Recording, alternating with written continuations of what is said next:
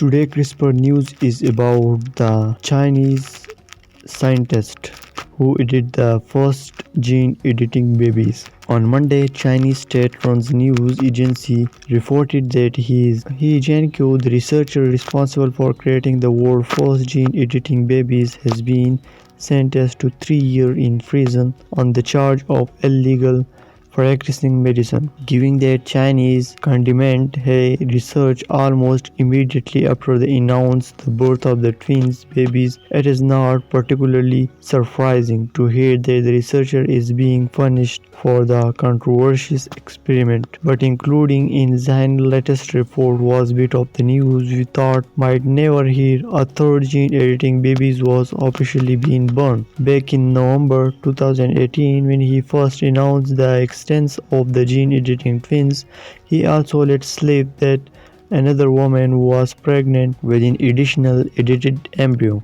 In Journey, stepboard bioethicist Wilmund Holbert told news agency France Press that he talked extensively about the third gene editing babies. He said believe that woman was likely 12 to 14 years pregnant at the time, which would make her due to birth around June or July 2019.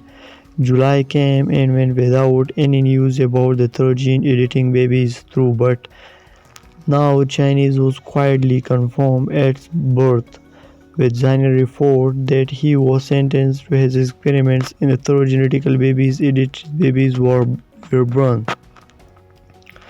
The report does not include any additional information on the baby. We don't know its sex, its health status, whether the birth involved any complications of the babies or even still alive. But we don't know his babies was born, meaning that the same point this year there are not two but three genetically engineered humans walking or more likely crawling the earth.